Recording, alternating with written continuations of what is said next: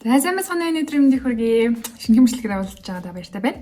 Тэгээд энэ удаагийн бичлэгээр би за өчтөр өглөө би дөнгөж сэрээд нэг зүйл бодлоо л даа. Хэрвээ би тэ 14 настай байсан бол тэ одооныхоо оюун санаатай тэ оюун бодолтой хэрнээ 14 настай одоо биетэй байсан бол тэ арьс арчилгааныхаа хувьд одоо яг юуг эргээд хийх байсан юм бэ? Юуг яг одоо 14 настайгаас хийж эхлэх байсан юм бэ гэдэг талаар айгу бодлоо л да. Тэгээд яг би өнгөрсөн амьдралдаа бол ерөөсөө харамсдаггүй. Өнгөрсөн бүх зүйл бол яг л өнгөрсөн мөндөө үлдэнэ. Гэхдээ арьс арчилгааны хувьд бол би тэгдэг байсан штэ. Нэрэд жоохон тэгчдэг байждаг. Би айгу жоохон харамсаад идэг байхгүй. Тэгэхээр намайг үзэж байгаа 14-тэй, 15-тай, 16-тай тэг хөрхэн дүүнэртээ зориулаад туршлагаасаа хуваалцаад өөрийнхөө чин сэтгэлийн үгийг хэлмээрээ. За юуны төрөнд те 2020 он ч юм шүү дээ. Ер нь арьс арчилгааны 90-100 баггүй юу. За цаан чин те дэлхийд даяар бол мейкапаас илүү гараад явчлаа шүү дээ. За магадгүй 2020 оноос өмнө мейкап бол маш хүчтэй байсан. Одоо бол скин кэр яг хүчээ авч эхэлж байна. Тэгэхээр яг одоо үед те өсвөр насны дээр байгаа 14-өөс дээшээ за 20 наснаас өмнөх одоо охтууд маань маш азтай байхгүй юу. Ягаад тэгэхээр YouTube руу орлоо, Google руу орлоо те маш энгийн мөртлөөсөө тийм basic skin care-ийн талаар мэдээллүүд ингээл гараад ирнэ те. Маш олон YouTube-рууд би болчлоо. Өөрийнхөө одоо дуртай үзмээр байгаа зан характертай хүнийг сонгож агаад бүр үзэж штэ те. Өсвөр насны охтуудад маань маш боломжтой, маш азтай үе байгаад байгаа юм л та. Тэгэхээр яг энэ үеийг одоо тохиолдуулаад өөртөө skin care рутинтэй болоорой гэж хэлмээр байна. За ер нь миний үед бол би амар нэг хөгшөрсөн юм шигтэй. Ер нь намайг 14-тэй байхад бол skin care рутин гэж би мэддэггүй байсан. Ер нь арьсаа арчилж мэддэггүй байсан. Тэ? Ер нь миний үеийн охтууд бол бараг дуу нэгтэйгээр санал нэгдэх бах. 14 настай байхад бол тэ юу skin care рутин тэ ер нь нүрээ хөөсөөр угаадаг ч үгүй. Ер нь арьс арчилгааг бол 35-40 насны хүмүүс өвчлөөнөөс сэргийлэхийн тулд нүүрэн дээрээ маш тийм лакшери амар тийм сет бүтээгдэхүүн түрхдэг. Тэгээд хөгшрөлтөөс өвчлөөнөөс хамгаалдаг гэдэг ер нь ойлголттой байсан байхгүй юу? Бага насны хүүхэд ч тэр эрэгтэй хүн ч тэр тэ ер нь хүний насанд тохирсон арьс арчилгааг хийдэг гэдэг ойлголт ерөөсөй байдгүй байсан. Хэрвээ чамд одоо чиний бэлгийн бодлолд явагдаа тэ одоо puberty гэдэг чинь тэ өсвөр насны шилжилтийн одоо батг гарч байгаа бол заавал skin care рутинтэй байх хэрэгтэй шүү. Чи заавал тэрийгэ take care хийжээж батгаа намжааж тэ учрыг нь олж явна гэсэн. Тэр чигт нь орох юм бол чи тэр чигтээ амар тослог арьстай болоод ирээдүйд 25-26 наснда тэ яг эд залуу гоё насн дээрээ тэ амар муухай нүртэй тэ нөгөө амар батгаа буруу арчлаад ингээ шахаж махснаас болоод юм ухаад авцсан юм шиг тэ гүн сорим морьтой болцсон байхыг хинч хүсэхгүй шүү тэ.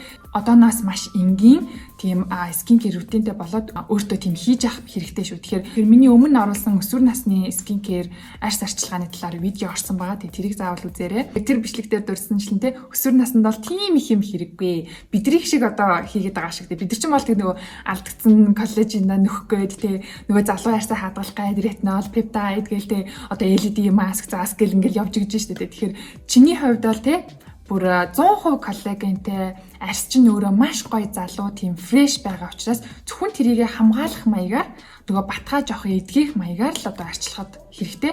Тэгэхээр үүнд бол маш энгийнтэй зөөлөн pH balance цэвэрлэгч тэгээд гуужуулагч тэг батга гарч ийн гэдэг чинь өөрөө тослагч нь ихсээд бактериумтай нэмэгдээд үхэгдсэн арьсны эс чинь нэмэгдээд нийлээд ингээ батга болоод байгаа учраас тэрийг суллаж нааш нь задлж гуужуулж авах хэрэгтэй. Тэгэхээр тохирсон гуужуулагч хэрэгтэй. Тэгээд сайн чийгшүүлдэг авах хэрэгтэй. Мэдээж өөрийн чинь арьсан тохирсон тослог арьстай бол тэ oil free ч юм уу тэ жел маягийн хөнгөн бүтцтэй чийгшүүлэгч тос хуурай арьстай бол тэ нэлээд жоохон rich cream хэрэглэх бах. За тэгээд дөрөвт нь нарны хамгаалалт гэсэн нэг юм 4 юм уу 5 алхамтай маш тийм хөнгөн тийм цөөхөн стептэй skin care рутин заавал хэрэгтэй байдаг. Тэгэхээр би 14 наснда буцаж очих юм бол тэ заавал өглөө оройн skin care рутин хийх байсан. За хоёрт нь болохоор түрхэж байгаа зүйлтэй анхаарах гэж амлаа. Тэгэхээр миний саяны хийсэнтэй skin care рутиныг өөртөө хийгээд эхлэхдээ тус бүрдэнтэй яг өөрийнхөө арьсан тохирсон зүйлсийг одоо YouTube үзэж байгаад ч юм уу те миний бичлэгийг үзэж байгаад ч юм уу эсвэл одоо ээжтэйгээ эхчтэйгээ зөвлөлдөөд арьсны эмч дээр очиж үзүүлэх ч юм. Тийм байдлаар яг өөртөө тохирсон бүтээгдэхүүнээ сонгох хэрэгтэй шүү. Яагаад тэгэхээр би за 14-тэй арай биш юм 14-тэй байхад чи би яг нөгөө өнгөрсөн бичлэг дээр ярьсан шиг те айгу нөгөө хүн дээр өвдөжсэн. Тэгэхээр тэрний дараачаас гэдэг чинь за нэг 15-16 та байхтай юм уу да. Би ингээд хичээл дээр явж байгаа завсалгаанаар ингээд гараа явдаг шүү те. Тэг гараа явдсан чинь нэг гоё арьстай охин явсан байхгүй юу. Нэг юм амар юм DV finish те нэг юм Айгуу тийм амар гоё ярьстай. Тэгээ би харчаад арьсаа нэрээ арчлах хэрэгтэй юм шүү гэд. Гэртээ байсан нэг юм Монгол тос байдаг шүү дээ, тэ. Цагаан савтай. Тийм Монгол тос ингэ гэрт байсан хин ч хэрэгэлдэггүй зүгээр л байждаг байсан. Тэгсэн чинь би тэрийг заяа өглөө хичээлдээ явахтаа түрхээл за. Орой ирснээ унтахынхаа өмнө тэрийг бас ингээл түрхээл за амар арьсаа арчилдаг хүн за. Тэгээд яасан байх нь тослогтоо л явааддаг байсан. За амар тэнэг бүр хичээл дээрээ ингээл нүүрэн дээр ингээл тос үсээл тосоо ингээл би ингээл салфетгаар ингээл арчаал ингээл явааддаг байсан. Тэгжээс наа нөгөө 7 хоногт 2 удаа биеийн тамир орно шүү дээ. Биеийн тамир ороод тэ волейбол малбол ингээл тоглож байгаа л нөгөө арьс чинь амар хөлрөөлтэй нөгөө тосон дээр чинь бөөгнөрөл бүр crazy заяа бүр. Тэгээ би 11 дугаар ингээд төгсөхдөө хамар дээрээ хар батхтай. Тэгээд оюутан болоод орсон чинь миний хамар нүхчлэлтэй болсон байсан. Тэгээ магадгүй тэг хэдий ингээд тос ингээд түрхэд ингээд явжсэн ч гэсэн тодорхой хэмжээний скин кер рутинтэй байдаг байсан бол тэ орой очиод ингээд савндаж угаагаад ингээд унтчихдаг байсан бол магадгүй тэхгүй л байсан л ахал та. Ямар ч рутин хийдгүү хэрнээ тос амар хүнд тос ингээд өглөө оройгоо түрхэж явсаар агаал арьсаа ер нь балцсан. Тэгэд аз олж харин тэр үед шинжилгээний насны батга надад ерөөсөөр гараагүй амар сонио. За тэгэхээр түрүү хэлсэнчлэн те мейкапаас илүү скинкер одоо маш одоо модны те илүү одоо цар хүрээтэй болж байна. Одоо скинкер хийж байгаа хүмүүсийн нас нь илүү залуу болж байна гэдгийгсэн шүү дээ. Тэгэхдээ хажуугаар нь те би хизээж мейкапыг бол үүсгдэггүй. Би бол мейкапт айгуу дуртай. Өөрөө бас тодорхой хэмжээгээр өөрийгөө ингээ будаад ингээ явах айгуу дуртай. Тэгэхээр би өнөөдөр Facebook ингээ гүйлгэж аваад нэг инээдтэй хошин зураг харсан л да. Одооний 15 таа охид те би 15 таа гэдгсэн чи амар ингэсэн те. Тэгэхээр би яг тэр нөхгүй юу. Тэр үед тэ нөгөө ямар ч нөгөө скинкер рутингүү тэ нөгөө тосоо нийлээд зогсож байгаа би байхгүй юу. Тэгсэн чинь одооний 15 та охтуудаа та маш арчаатай тэ лаг гоё мейкап хийдэг тэ айгуу гоё юм урт хүмүүстэй гэл яг хүмүүс тэрийг амар ингэ шоолоод идэг тэ яхаараа одооний охтууд ийм амар будмал эдийн ч гэдэг юм уу амар хиймэл хүмүүстэй байна ч гэдэг юм уу тэ би бол 15 таа ийм байгаагүй энэ төр гэл тэ тийх бол айгуу буруу ахгүй яг тэгэхээр цаг үе өөрөө өөрчлөгдсөн шүү дээ. Бидний үед тийм байсан л юм байгаа. Гэхдээ орчин үед тэ охтууд ч гоё байдаг цаг болсон. Би бол нэг тэгж тэглээ инглээ гэж юусоо тийх дургу. Хиймэл хүмүүс наамаар авилнаа. Тэ? Сормос наамаар авилнаа. Яадгийн нүрэ будмаар авилбууд. Тэгтээ хажуугаар нь нөгөө скинкерээ давхар ингээд хийгээд яваарэ гэдгийг би бүр амар сануулмаар байдаг. Айгуу гоё ингээд бодож явж яснаа. Будагтайгаа унтчихар чинь ямар ч хэрэг байхгүй шүү дээ. Чи өөрийнхөө арьсыг ингээд баллаад дараагийн нөгөө арьсныхаа асуудлыг үүсгээд явах учраас скинкерээ хийчээд унтах юм бол ямар ч асуудал байхгүй шүү дээ. Тэр миний хэлж байгаа санаа бол тэ мейкапа хүснээрээ бууд. Тэгтээ арьс ачилгаагаа сайн хийгээд хумс наалгамаар авилнаа. Тэгтээ өөрийнхөө хумсыг маш сайн хамгаалаад одоо тос мосонд дүрдэг ч юм уу яадаг чинь тэ сормос одоо наавалнаа. Тэгтээ өөрийнхөө сормосыг гэмтээхгүйгээр маш одоо тийм чанартай сормос наадаг ч юм уу. Тиймэрхүү өөрийнхөө natural beauty-г сайн хадгалаад яваасаа гэж хүсмээр энэ. Тэгтээ тэргүй угаасаа 25 хүрээд 30 хүрээд тэгтээ ээж болоод ирэхээр тиймэрхүү зүйлийг сонирхоо болоод аль болох тийм natural зүйл сонирхож эхэлдэг байхгүй. Тэгэхээр тэр үед хумсаа тэ сормосаа нөгөө арьсаа гэмтээхгүй гоёороо байхын тулд өсвөр насндаа хажуугаанаас өөртөө арчилгаагаа хийгээд анхаарал яваасаа гэж хүсмээр байна. Тэгэхээр би 14 таа байхдаа тийм амар бодож мууддагч байгаагүй л дээ. Тэгтээ ерөөсөө арьсаа тэгж арчилдаг байсан.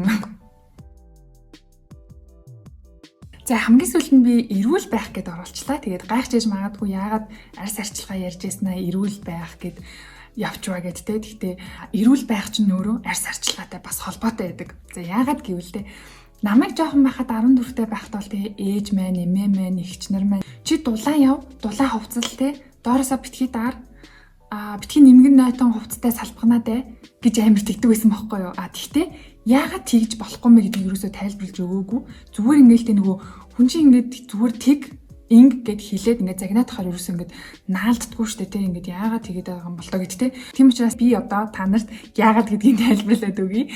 За жоохон байхад бол би бол тэгдэг байсан байхгүй юу. Амар ингээд ганган байх дуртай. Өвлийн цагт ээж жагт чинь тэ нэг юм тэрко тэ нэг жоохон нэг зузаан дуу тэрко өмсөн болоод дээгүүр ингээ палаж өмснөө амар хүртэг өмснөө гадаа өвлийн үртэнд ингээ гараа авчдаг ч юм уу тэ эсвэл бүр тэгдэг гэсэн үсээ ингэж угааснаа нойт үстэйг ингээ гараа авчдаг. Вау ямар амар бүр хорлол вэ тэ. Тэгээ ингээ гадуур ингээ найзуудтайгаа явж байхдаа ингээ хүүтийн сандал дээр ингээ шууд ингээ гоё бүсөөрөө ингээ суудаг ч юм уу. Тэгэхээр тийх үедээ доороос амар даарч хөрсөн үед циститтэй болох айгүй магадaltaй байдаг.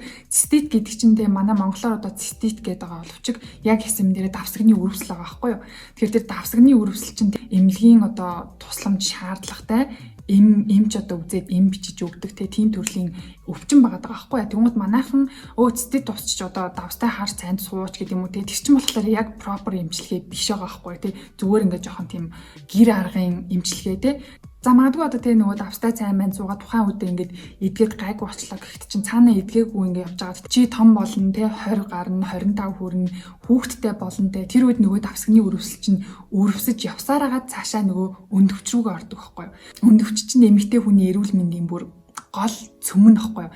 Тэр өндөвч чинь сүулдэ өрөвсөө өндөвчний уйлахаа гэж ярьдаг ч тийм өндөвчний уйлахаа болох. За тэгээд тэрнээс болоод нөгөө жирэмсэн үед мөөгөнцөрдөхтэй хүүхэд төрүүлсний дараа одоо өндөвчнөөс болоод одоо хямрах гих мэтчлэн бүр ингээд асар их юм тойрог явагдаад байгаа байхгүй юу. Гэхдээ энэ бүх зүйлийг ингээд ухраагаад ингээд бодонгоос те нөгөө өсвөр насандаа доороосоо даарад те толгой нүцгэн үсээ хөлдөөж ингэж давхсны үр шимэн ингээ гарч ирж байгаа байхгүй юу. Тийм учраас ээж чинь, эмээ чинь те эгч чинь дулаан яваач, хувцас өмсөөч, палааж малааж яах вэ, өмд өмс гэдэг чинь ийм учиртай. Ер нь ингээд хараад хаад те эмэгтэйчүүдийн эрүүл мэндэд маш сайн анхаарал хандуулдаг те жилдээ ч юм уу 6 сард нэг удаа эход харуулцдаг тийм өндөвчөө эрүүл тунгалаг байлгдаг хүмүүсийн царай нь бүр ингээд цаанаасаа гэрэлтээд те нэг гоё юм тунгалаг юм гоё эрүүл байгаад идэг. За эдгээр зүйлсийг би 14-тэй байсан бол хийх байсан юм байна. Тэгээ скинкер рутинтэй байгаад те тийм хүнд тоос ингээд түрхэхгүй те доороосоо ингээд сайн дулаалаад мейкапасаа илүү скинкерт анхаарлаа хандуулсан бол өдийд одоо миний дийл хийхтэй арсны асуудал харцангуй бага байх байсан. Харцангуй одоо амар байх байсан болов гэж бодож байна. Тийм учраас дүүнэртэй зөвхөн сануулга болгох төдий байдлаар хийлээ. За YouTube-ийн комент. За actually YouTube-ийн комент биш. Энийг би сая юунаас авчлаа нөгөө Instagram дээр би асуулт хариулт явуулж ирсэн. Тэгээд тэрнээсээ авчлаа. SPF-тэй foundation пудер түрхэж байгаа тохиолдолд нарны тос түрхэж болохгүй гэд байна.